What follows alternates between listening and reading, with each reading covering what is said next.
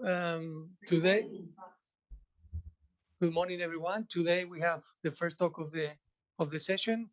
This is Professor Fabio Nobile, longtime collaborator of ours, professor in EPFL Lausanne, and there's not much more to say. He's an authority in uncertainty quantification and stochastic numerics as well, partial differential equations, fluid structure interaction, and I could go forever. So Fabio, it's a pleasure to have you with us today, and the floor is yours. Thank you. Yeah, thank you, Raul, for kind words of introduction. It's a pity I'm not be able to be there in presence, so I will give this talk remotely.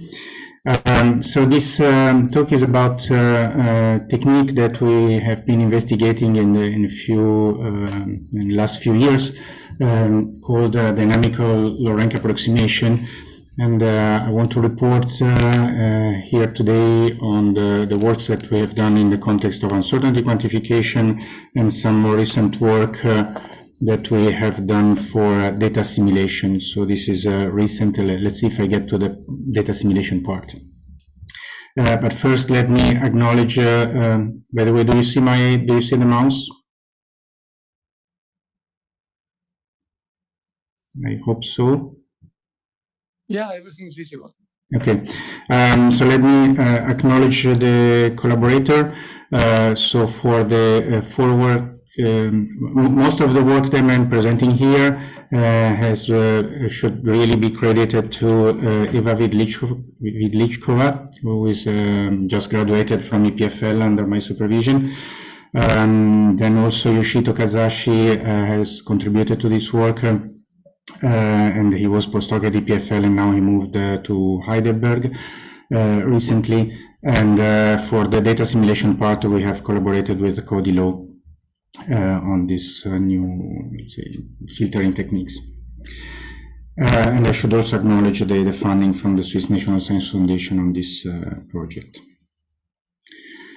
So what is the motivation for these techniques? Well, what we are looking at are typically partial differential equations with random input, but the focus here is on a problem that have a time dependence and possibly a complex dependence over time.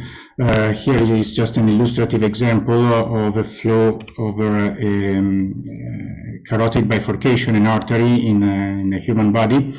So we want to simulate the flow and possibly look at some quantities of clinical interest, like the wall shear stress or the recirculation here in the bifurcation, which might induce eventually a formation of plaques and diseases. But to simulate this type of problems, of course, there is a lot of uncertainty. Main one is on the inflow boundary conditions.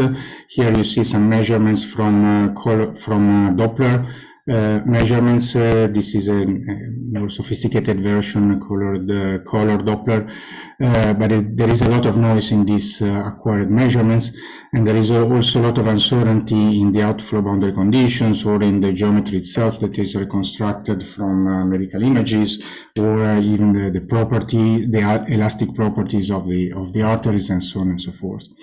So if we want to do a full uncertainty quantification in this problem, we have to run many simulations of this problem, and each of those are very expensive, are heavy fluid dynamics and eventually fluid structure interaction problems, and that have to be run for a sufficiently longer time, including several heartbeats, and each simulation is hours of calculations. So again, the usual goal is to spare as much as we can the number of simulations, still providing meaningful uncertainty quantification in the output. Okay, here is the outline of the talk. I will first introduce this idea of dynamical low rank approximation, and I will show you some results, some of the earlier results that we have obtained with these techniques, showing that this is actually an interesting and promising technique for complex problems that have a complex time dependency. I will report on some more theoretical analysis that we have done on the method, in particular a result on well-posedness of this type of equations that one obtains by this technique, and also on the analysis of some time discretization schemes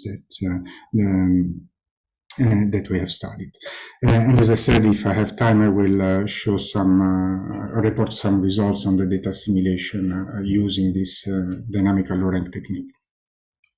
So what is this dynamical low rank, in short, a DLR approximation? What is the main idea?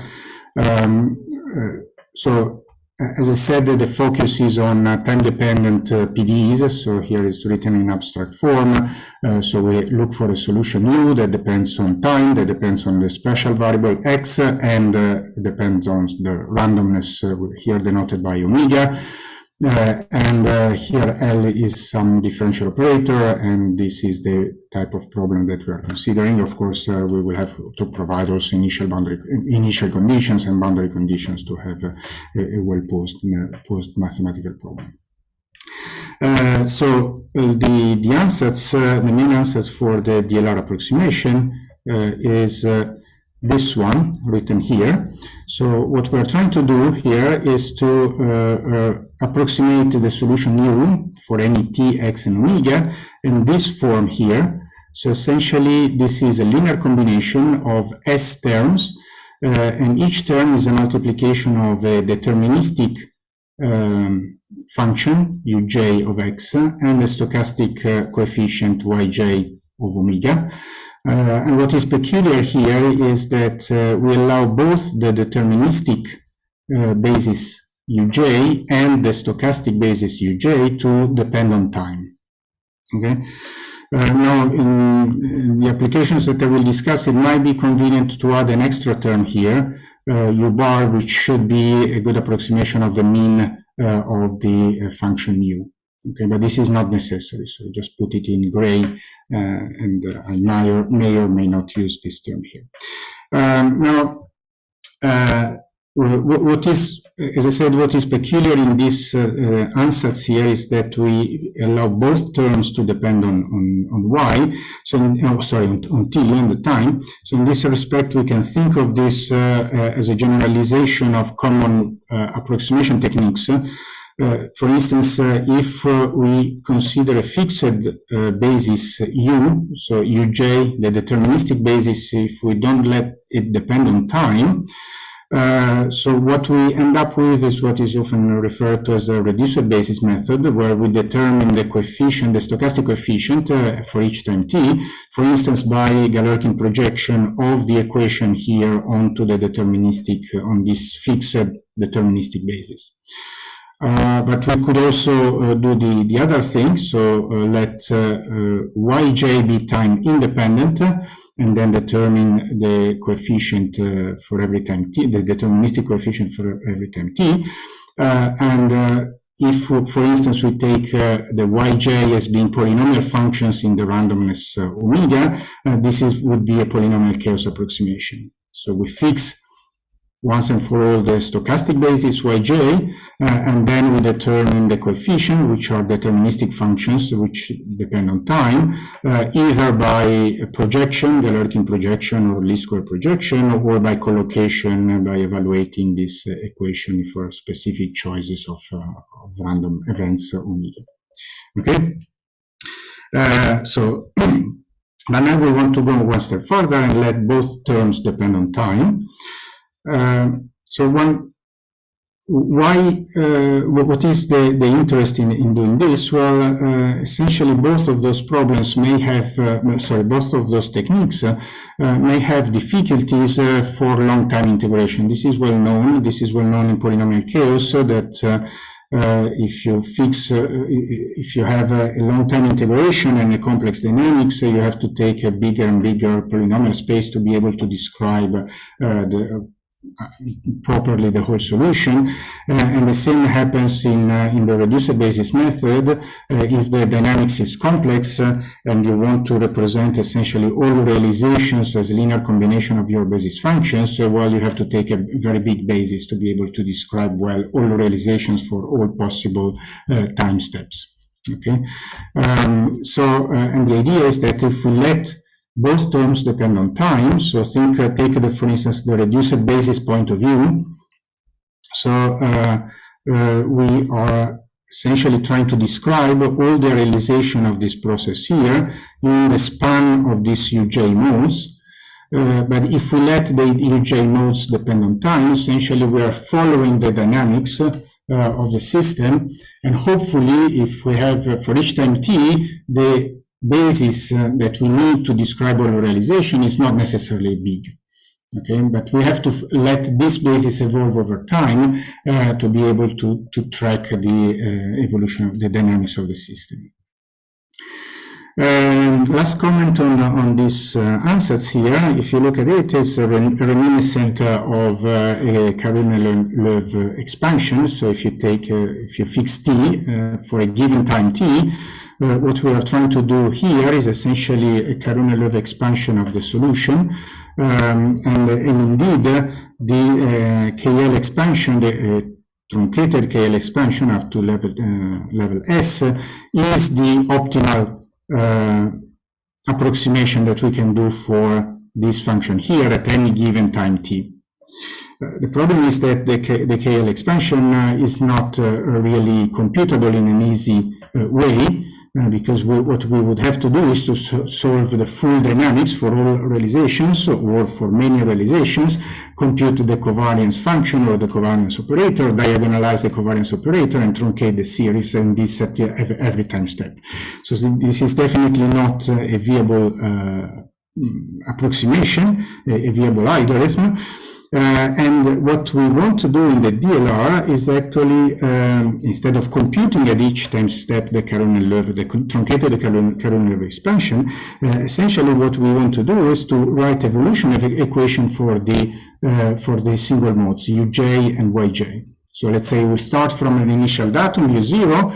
For that datum, we do compute the truncated KL expansion, and then we have modes u0 and y0.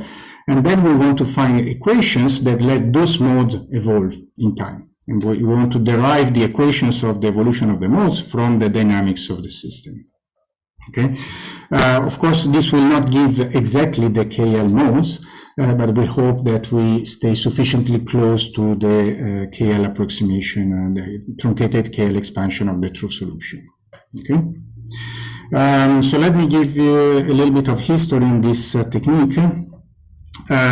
So actually, this idea, the way that I've presented here, was proposed in a paper by Sabsi-Celer-Mouzieux in 2009, and was actually called Dynamical Orthogonal Field Equation. So maybe some of you has heard this keyword. And there has been follow papers with variants of the original formulation by Sabsi-Celer-Mouzieux. So there has been a whole track of papers in this direction. Now, essentially, the same idea was actually proposed by Koch and Lubitsch in 2007 with a completely different perspective, so no random PDEs. What they were looking in this paper is just a matrix that depends on time, and you have some evolution equation that describes the evolution of this matrix over time, and essentially they were interested in evolving a low rank approximation of this matrix. So instead of computing the evolution of the full matrix at each time, they were trying to evolve a low rank approximation of the matrix, so essentially a truncated singular value decomposition of the matrix. And they came up with this technique that they named the Dynamical Low Rank Approximation, and this is the name, the acronym that I will use in this talk as well. And also this paper has been has generated a whole stream of research, and the idea has been generalized to tensor, and again, there has been a lot of work in that direction as well. And essentially, the interest in looking at this type of approximation, the motivation came essentially from quantum mechanics, where the idea is to represent the wave function, which is a high-dimensional function over all coordinates of electrons and or nuclei, in a separable form, so as a linear combination of terms, each one being a product of monovariate functions, depending only on the coordinate of one electron at a time. And this is a technique that is called multi-configuration time-dependent TARP-3, and is known in the quantum mechanics field. And again, you can think of it as a low-rank approximation of the wave function psi. So I come back to the question of how do we derive equations for these modes, for the deterministic modes and the stochastic modes. And let me give you a geometric point of view. So the equation that I'm looking at is in abstract form is written like this. So the time derivative of u is equal to this operator L applied to u. So I assume that u lives in some Hilbert space V, curly V. And I consider here a Gelfand triple, so H is the pivotal space, so think of H as a L2 and curly V as a H1, 0, for instance, for a heat equation with zero boundary conditions, and the operator L maps functions that are from V to V prime, so again think of it as a Laplacian or some elliptic equation with an elliptic operator with random coefficients. And actually assume that the solution U is a square integrable with respect to the randomness. So it's a random variable, square integrable random variables which takes values in V. And let me introduce the set of functions. There is no time in this definition that I given here. So I consider the set of functions that are random square integrable random variables with value in curly V that can be written exactly in this separable form. So it's a linear combination of S deterministic functions Uj and S stochastic coefficient Yj, with a condition that both the Uj basis functions, U1 to and the Yj basis functions are linearly independent. And this request of linear independence is to make sure that you cannot compress this sum here with S terms using fewer than S terms, which would be the case if either of the bases is linearly dependent. Okay, so I want to work with function that can be written exactly with S terms and not fewer than S terms. And it's actually well known, and this was first analyzed in this paper by Koch and Lubitsch, that this set of functions has actually a nice manifold, differential manifold structure. And then you can define a tangent space, projector operators on the tangent, and so on and so forth. And with this nice geometric structure, then the idea for deriving the evolution, the constraint, the reducer dynamics, so the dynamics for these modes, is essentially just to constrain the dynamics to this manifold. So we take the differential equation here, and what we do at each instant t is to project the right-hand side onto the tangent space to the manifold in the current point us. Okay, so PUS denotes here the projection onto the tangent space. So this is a graphical representation. So MS, the curved one, is the manifold of functions that have this separable form. And essentially, we are trying to find a curve on this manifold. This will be our approximate solution. So at each time t, we have a current solution US which is on the manifold. So let's say we have already found a representation in this separable form at time t. Then we can evaluate the right-hand side, and in general, the right-hand side brings us out of the manifold. But if we want the dynamics to stay in the manifold, we have to project the right-hand side onto the tangent space in the current point. And by this projection, we generate a vector field on the manifold, and then we can integrate the dynamics while staying on the manifold at all times. So another way of writing the constraint dynamics is in variational form. So we can here consider the residual of the equation u dot minus L of u, and consider and test this residual against all test functions that are in the tangent space. And then we say that the solution US of this problem is the one for which this residual vanishes when tested over all test functions in the tangent space. And this in quantum mechanics is known as a Dirac-Frenkel variational principle. So this will be the principle that we use to derive now the equations of the modes. So one more consideration on this geometrical setting. If we look at this manifold of functions, written in this way, is quite obvious that if a function u in this manifold is not uniquely represented in this form. So this representation is not unique because we can always rescale the function y and scale in the opposite direction the function u, and we will obtain the same object.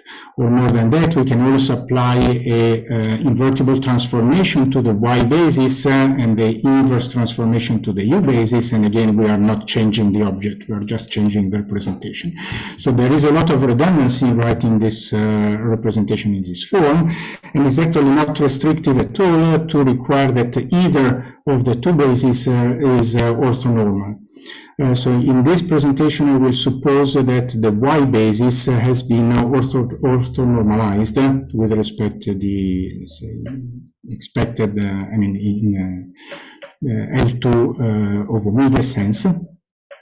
And as I said, this is not restrictive. You can always, given a representation in this form, you can always orthonormalize the y basis and still keep the same object. So this is actually the manifold I will work with. Just again for the records, in the original paper by Sapsis and Lermoisier, they actually proposed to keep the U basis, the deterministic basis, orthonormal, and that's why they came up with this name, dynamically orthogonal field formulation. Whereas in the Koch and Lubitsch paper, they write the approximation in three terms, so U, Y, and a matrix, an invertible matrix in between, and then they consider both U and Y orthonormal.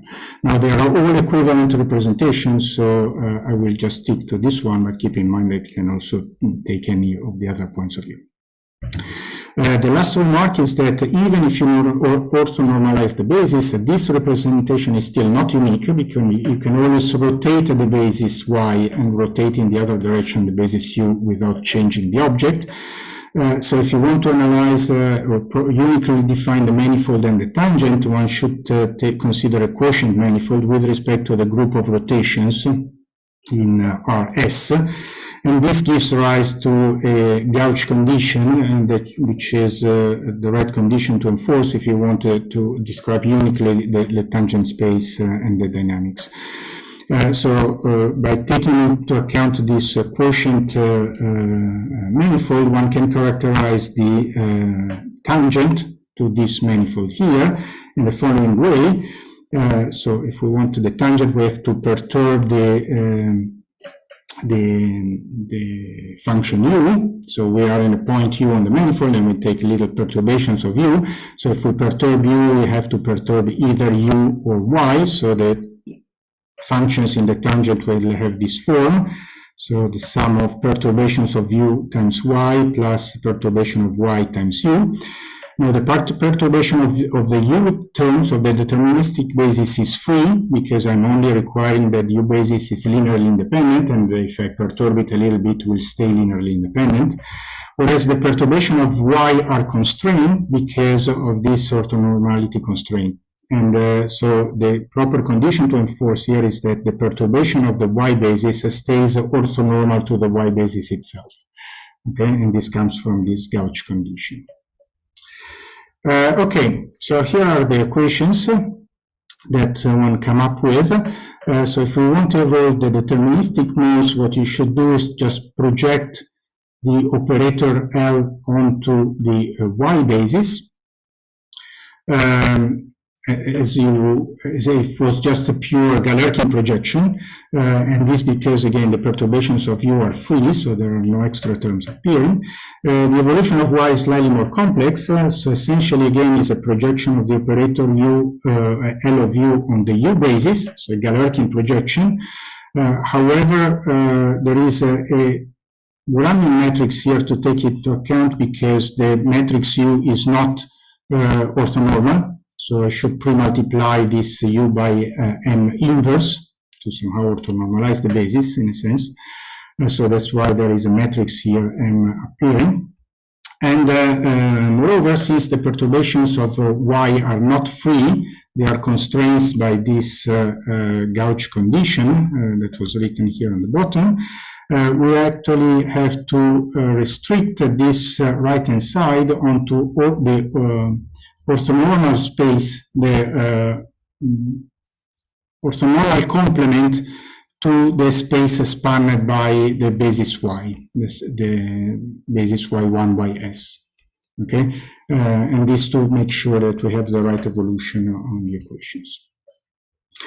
Okay, so this is okay, we could write this evolution in a different way, or to convince that this is the right formulation, which is actually does correspond to this projected dynamics. It's not difficult to see it. One has just to write down what is the projection operator on the tangent space. Actually, it has this form here. So if we want to project on the tangent space, you have to project on the space spanned by the U basis, plus the projection on the space spanned by the Y basis, but then you will have some redundancy, and then you have to subtract the product of the two projections. And this, again, this is well established by the works of Koch and Lubitsch.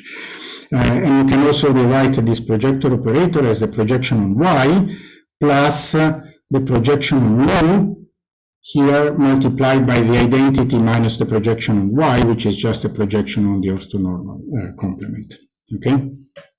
So now, if I want to write the evolution of the US, my constraint dynamics, US having this form U times Y, here I use a vectorial notation. So by bold U is the vector of U1 US, and bold Y is the vector of Y1 YS. So the derivative of US is Y transpose times the derivative of the U basis plus U transpose times the derivative of the Y basis, and then I can plug the equations here. And the derivative of the U basis is just the projection of the operator on the Y basis. And here you recognize here that I'm projecting the operator onto the span of Y. Okay, I'm projecting on Y and then multiply by the Y basis. And then if I plug here the Y dot, this dynamics here, which essentially is the operator projected onto the U basis, normalized U basis here, and multiplied by U transpose. And then with this extra projection on the orthogonal of Y, here you recognize that I'm projecting the operator L onto pi U and pi Y orthonormal, and this does correspond exactly with the projection on the tangent space. Okay. All right. Okay, so these are the equations that we want to solve at the end, and I would just like to point out that the equations for U are partial differential equations. Okay, so those essentially corresponds to S-coupled partial differential equations, time-dependent partial differential equations, whereas the equations for Y are stochastic ordinary differential equations. Okay, so we have a coupled system of S-PDEs and S-SDEs, or random ODEs. Okay, and of course this method is appealing if we can keep S relatively small. Okay, so if we can get away maybe with a 10, S equal 10 or 15, so we have to propagate in parallel S PDEs, coupled PDEs with S random ODEs, and we have a full description of the random solution, or accurate description of the random solution. I mentioned at the beginning that we might want to add an extra term here, which I call U0 of t, which is an approximation of the mean. This if we want to stay close to, let's say, a Karunelov expansion. This can be done. You just have to slightly modify the representation, the formulation of the manifold by adding this extra function U0, and then you can derive equivalent equations. So now we will have an extra equation for the mean, and again this S-coupled PDEs and S-coupled ODEs, whereas in the ODE term you have to subtract the mean because it's isolated in this first equation. So the L star here is L minus the mean of S of L. Okay. All right, so let me show some result to convince you that this technique does actually work well in certain problems, at least. So the first is the one that I mentioned at the beginning, where we solve the Navier-Stokes equations in this complex geometry with a random inflow boundary condition here. Now, things are a little bit more complex here because we have to work with functions that are divergence free, or at least discretely divergence free. So we embed this constraint into the manifold. We have also to take care of the boundary conditions. So again, we have also enforced this condition in the manifold.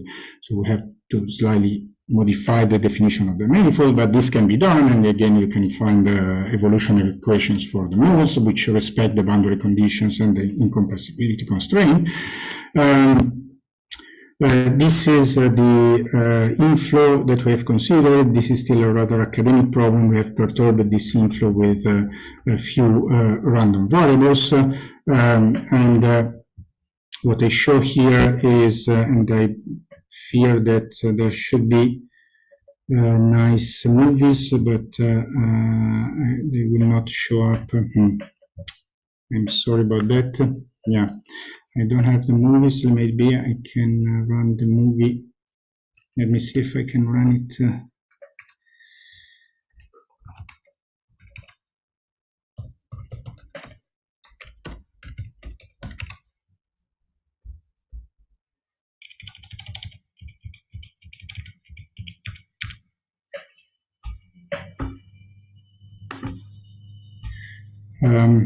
Okay, I have to switch.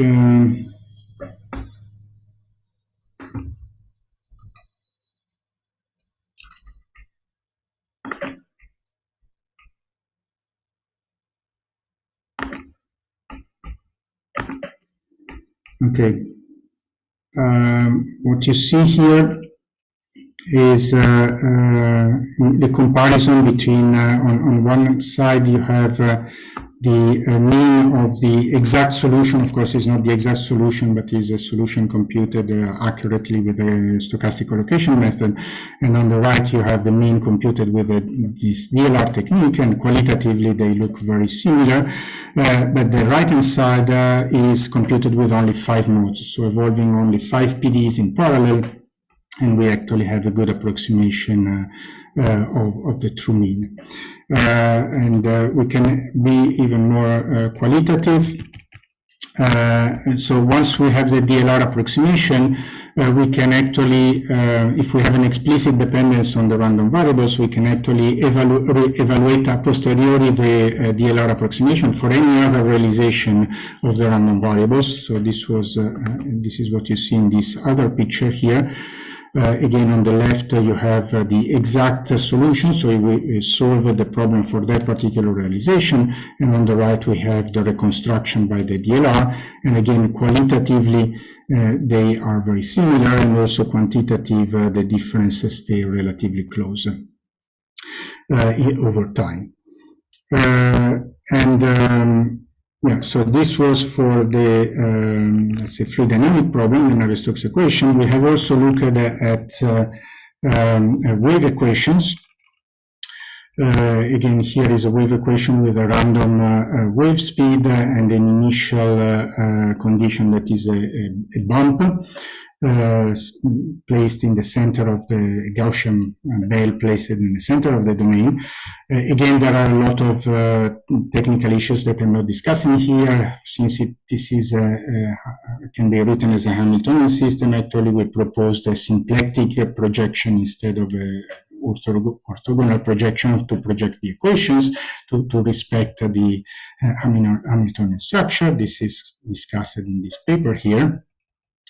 Again, this work works quite well.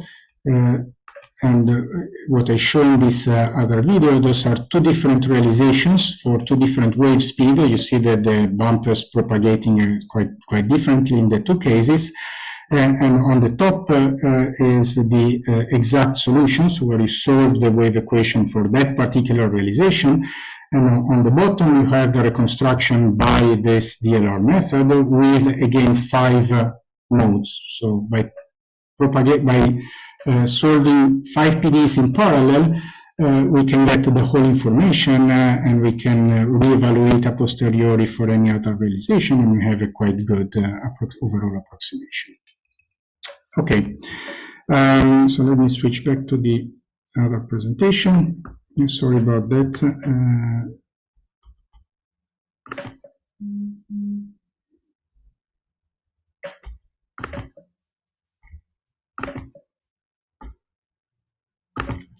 All right.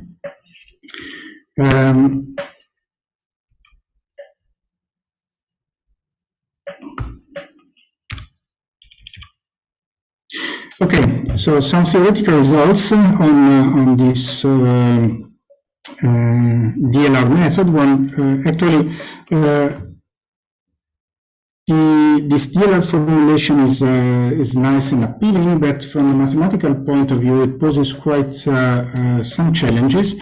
If you look at the equations here, you see that one of the challenges comes from this matrix here, which is a Gramian matrix associated to the deterministic basis, because nothing prevents during the dynamics for this matrix to become singular or nearly singular at some point. So in a sense, the basis degenerated means that the solution tends to become lower rank.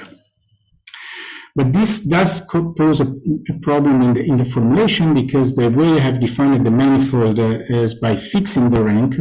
And actually, if you take the collection of functions of rank smaller or equal than certain value S, this is not a manifold, this is more a collection of manifolds. So if you want a manifold structure, you have to fix the rank a priori.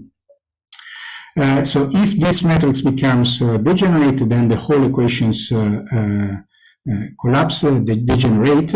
And also from the numerical point of view, you may imagine that if this matrix becomes very nearly singular, you might run in trouble when you try to discretize in time. So the system becomes extremely stiff and and then you have to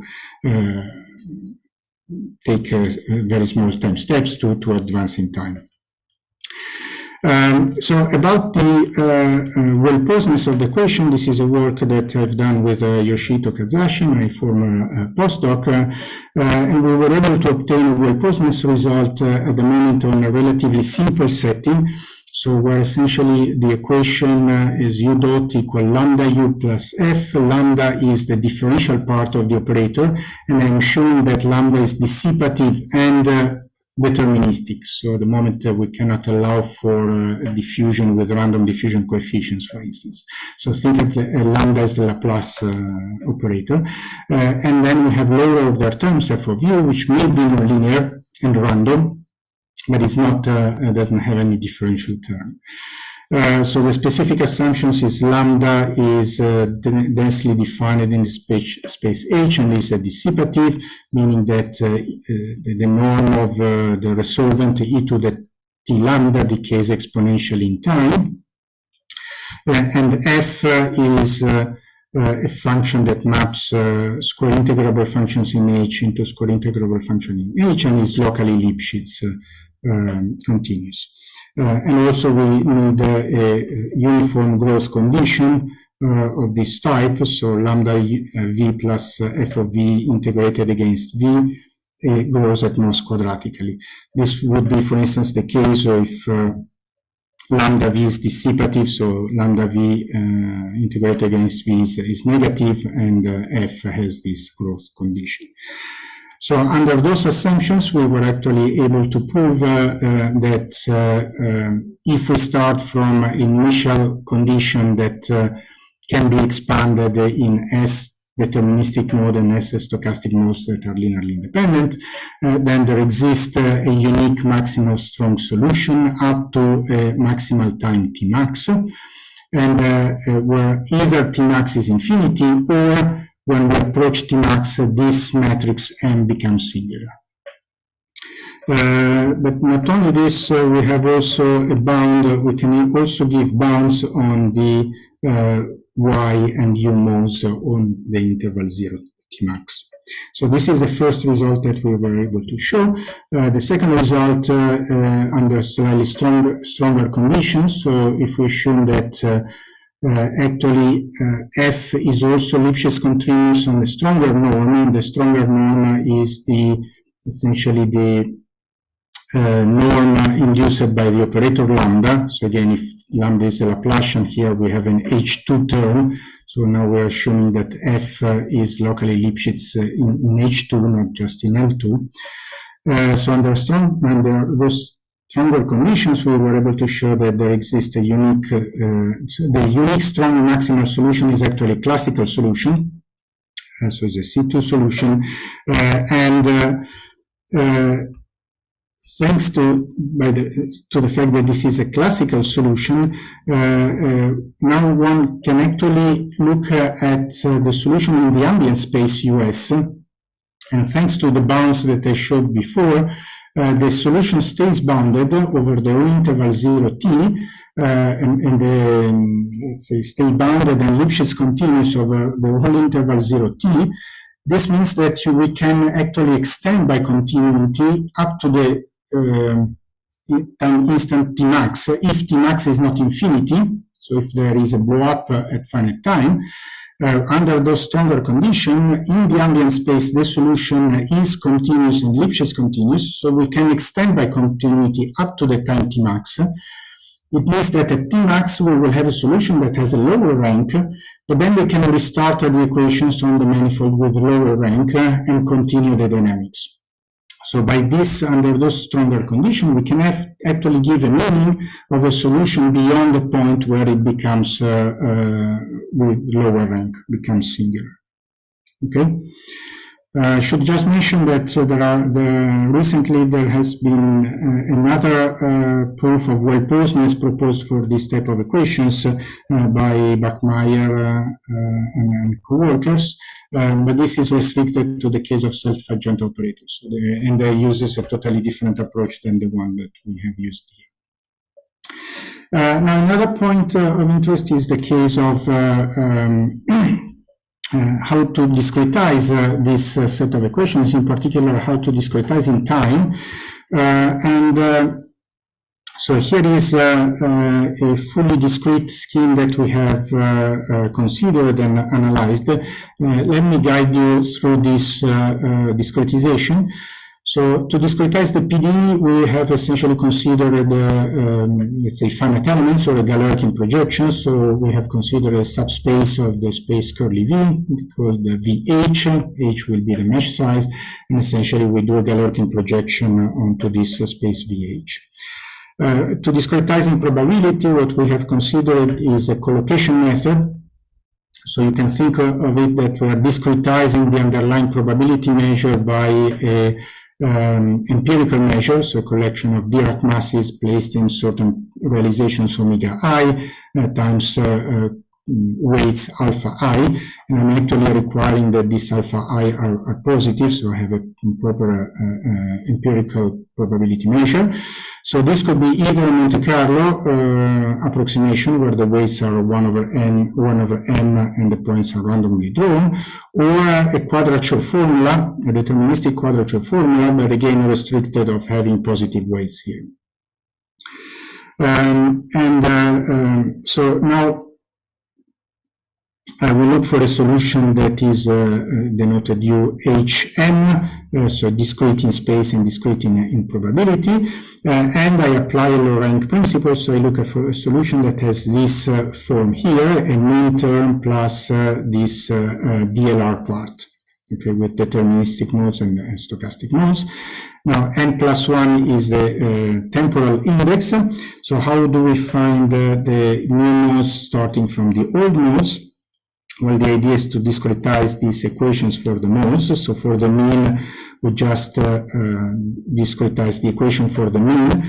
What you see here is the approximation of the right-hand side. I write it in this general form, meaning that I approximated the right-hand side with something that could depend either on the solution at time n, or on the solution at time n plus 1, or at any combination of the two, like for instance at a theta method. Okay, so this writing encompasses explicit Euler, implicit Euler, theta method, and so on. And second, we want to evolve the deterministic modes, and we evolve the deterministic modes by projecting onto the stochastic modes at the previous time step yn. So this is an explicit projection onto the stochastic modes. And this gives the new deterministic modes. For technical reasons, I call them U tilde, so those are not yet the final modes. And finally, we have to advance the stochastic modes. And to advance the stochastic modes, we project here on the new computed deterministic modes here. So we have the projection on U tilde n plus 1 and the matrix, the corresponding matrix M U tilde n plus 1.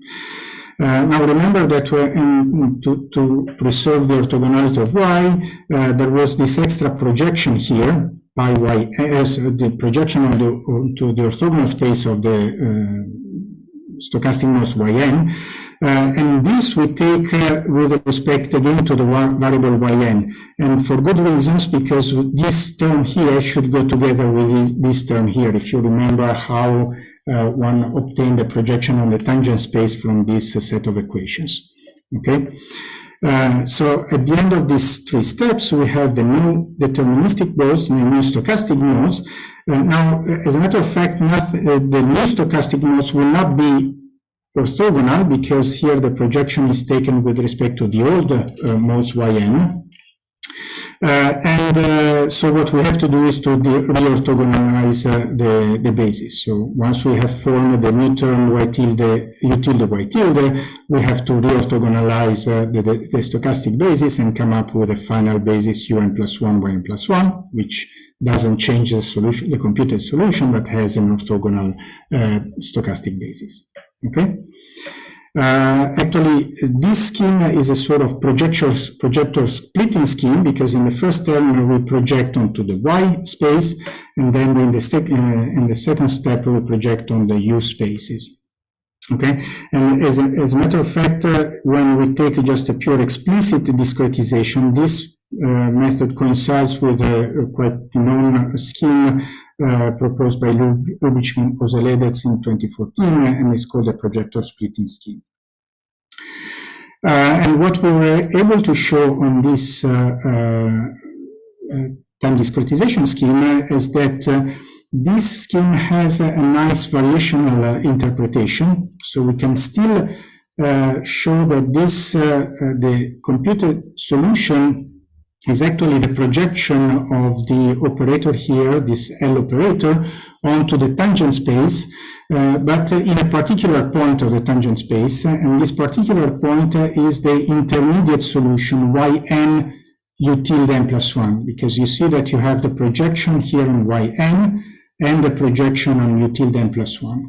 Okay, so this scheme does satisfy a variational principle. Essentially, we have the discretized residual, where we have discretized here the time derivative minus the operator evaluated in this combination by old and new terms, and we impose that the residual is 0 when tested against test functions that are in the tangent space of the manifold in this intermediate point. Okay, and thanks to this variational formulation, one can actually obtain quite easily stability estimates for this discretization scheme, and also a priori and a posteriori error estimates, and this was done in the thesis of Eva Vidlichkova, is still unpublished but is already available in the thesis. I will not discuss this a priori and a posteriori error estimates, If you're interested, you can have a look at Eva's thesis. But let me discuss here the stability. So the key point here is that because of this particular construction of the tangent manifold, as a matter of fact, both un plus 1 and the discrete derivative, un plus 1 minus un over delta t, they all belong to this tangent manifold, because they are all combination of either the old stochastic basis or the new stochastic basis, or a combination of the two. Okay, this means that I can test this equation either with un or un plus 1 or this discrete derivative. And now if this operator here is dissipative, you see that you could from here obtain standard stability estimates or norm bounds for the solution as if the dynamical low rank projection wasn't there. Okay, because I can test with the right test functions in this equation. And this is actually what we have shown. We have considered a random heat equation with a stochastic coefficient here. For simplicity here, we have considered uniform randomness, so the diffusion coefficient uniformly bounded from below and from above. So for the true equation, the energy norm is actually decreasing in time. There is no forcing term here. So we have that at any time T2 larger than T1, the energy norm of the solution is smaller than the energy norm at T1. And actually we can check whether this property holds also in the discrete setting. So this scheme is stable, let's say. Now, if we consider a pure explicit discretization here, so if I approximate the operator just by un, now these are the set of equations that you have to solve. Everything is quite explicit. So we were able to show that actually the energy does decrease, but of course we have a condition on delta t. But this condition in delta t is a standard parabolic type condition, so delta t has to be smaller than h squared, and nowhere in this condition you see the ill-posedness of the problem. So let's say the smallest singular value of this matrix M. So even here, if you are inverting a very ill-conditioned matrices, this doesn't compromise the stability of the system. So this was for the explicit scheme. An interesting scheme is a semi-implicit scheme, where let's say we split the stochasticity into the deterministic part and the stochastic part, and we treat the deterministic part implicitly and the stochastic part explicitly. And this also gives a set of equations that are quite easy to compute. So we just have to solve, instead of invert a mass matrix here, we will have to invert a mass matrix plus a stiffness matrix to compute the deterministic and the deterministic modes. But other than that, we can just solve in sequence those three set of equations. And again, we were able to obtain a similar stability result. So the decrease in the energy norm under some conditions on the delta t, but the nice feature here is that if the stochasticity is sufficiently small, meaning that if the stochastic term is smaller than the deterministic part here, actually we don't have any condition on the delta t. So this scheme is unconditionally stable, again, irrespectively of the smallest singular value of this matrix M. So again, we don't see the seal conditioning of the problem. Even if we approach a lower rank solution, the scheme stays completely stable. And by the way, this condition that the stochastic part is smaller than the deterministic part is something that you need in any case when you are in this setting of bounded, uniformly bounded coefficient, because you want the coefficient to stay positive for all times. So this will be automatically, let's say, satisfied when you are in this type of a fine expansion. Okay, I think I'm running out of time, so I don't have time to discuss the data simulation part. I'm sorry about that. Let me just show one example where we have tested this stability condition. So this is a very simple setting with an initial condition parameterized with 3 random variables. So this is a rank 3 solution. And we have computed a reference solution by a stochastic collocation method. And we have applied this low rank technique, and we do actually observe exactly these stability conditions that I have shown. So if we use a purely explicit discretization, if we satisfy this condition here, we have a nice degree of the energy. If we don't, the solution blows up. And again, this irrespectively of the smallest singular value, we could even take a DLR solution with a rank larger than 3, in which case, when we solve this equation here, we have to solve this equation in the sense of least squares. So we look for the minimal norm solution for this equation to find a unique solution. But we don't see any ill conditioning. And actually, this is a test with many different combination of mesh size and delta t, and we see this nice parabolic condition that separates the stable from the unstable part. And similar for the semi-implicit scheme, no matter what delta t you use, the scheme stays absolutely stable. Okay, so as I said, we have applied this to data assimilation part. Unfortunately, I don't have time to go through this part, so let me jump to the conclusions.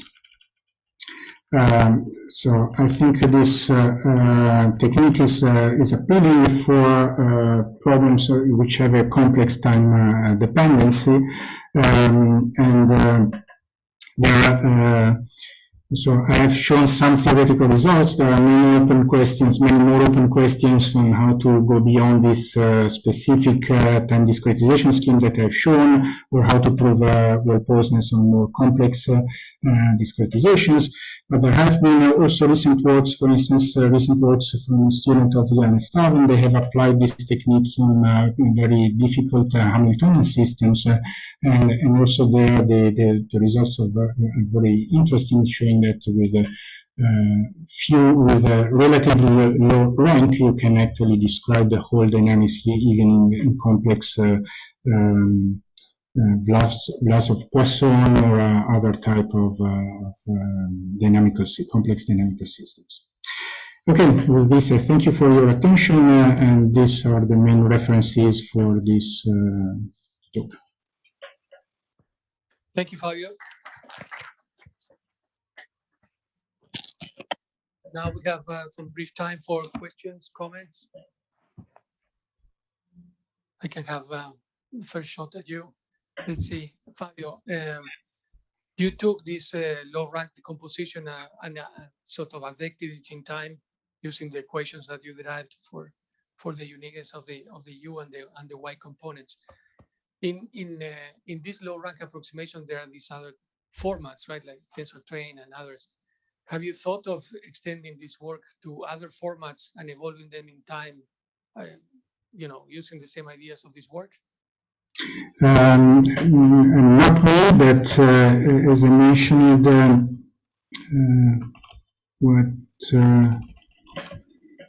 because you mentioned some references at the beginning. Yeah. So again, this has been done in this, let's say, in this setting of let's say evolution matrix equations or quantum mechanics. This has been, this technique has been generalized actually to, I would say, any sort of tensor formats. Now, in the context of random PDEs, of course, this could be done. It means that you separate more than just space and randomness. You could either separate space. So let's say you have a three-dimensional problem in a cube, in a hypercube, and you want to separate the three space components, or maybe more interesting, separate randomness. So let's say in the case of a parametric randomness, so let's say you have a random field, you expand it in series, you have many random variables, and then you want to separate each individual component of the random variables. And then, of course, it would be interesting to look at these tensor formats. Let's say that's definitely an interesting direction. Of course, this would be interesting if you go to approximation and probability based on, let's say, polynomial chaos expansion of collocation. If you just do Monte Carlo, then you don't have interest in separating the randomness in that respect. Sure. Okay, so you discussed this value of S, right? The rank. Maybe I missed it. So how do you do this dynamically? Also, adding or cutting functions to. Yes, I've not discussed this. So the scheme that I've presented was for a fixed rank. Now, I mentioned so of course, what is easy is to reduce the rank, because here when you have the new solution, you have to normalize the basis. You can easily check whether the basis is becoming nearly singular, so you can actually compute the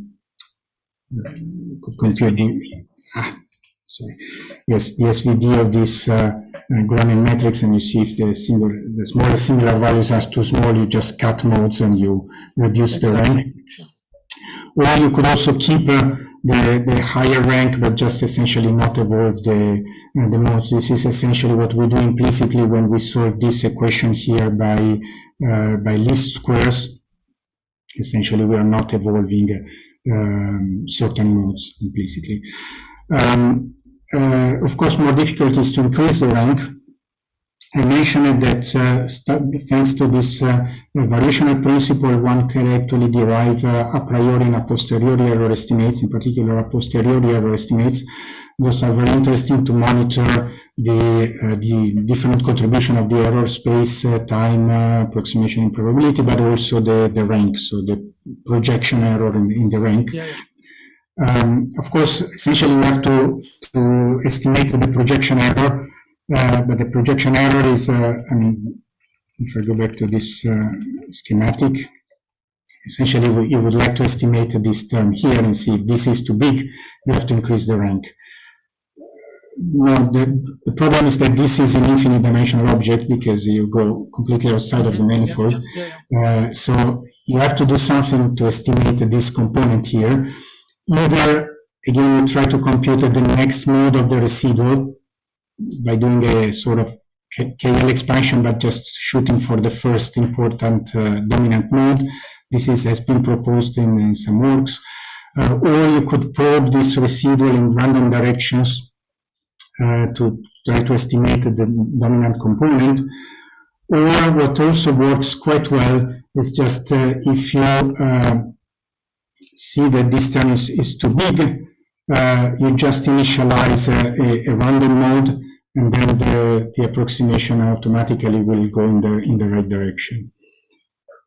So as long as you have an indication of how big is this projection error, then you can do a few things to initialize, to increase, to add a new mode and increase the rank.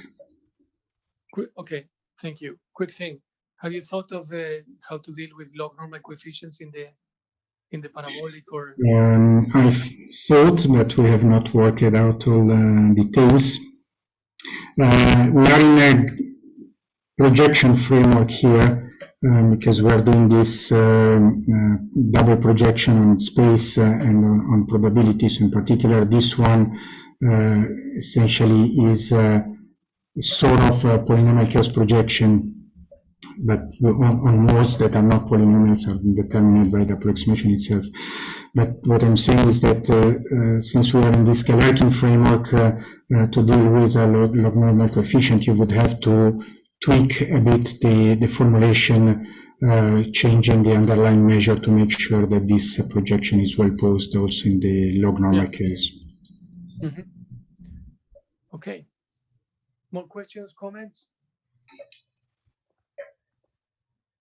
Okay, so thanks again to Fabio. Thank you so much, Fabio. Welcome. And we can get set up the next talk by David.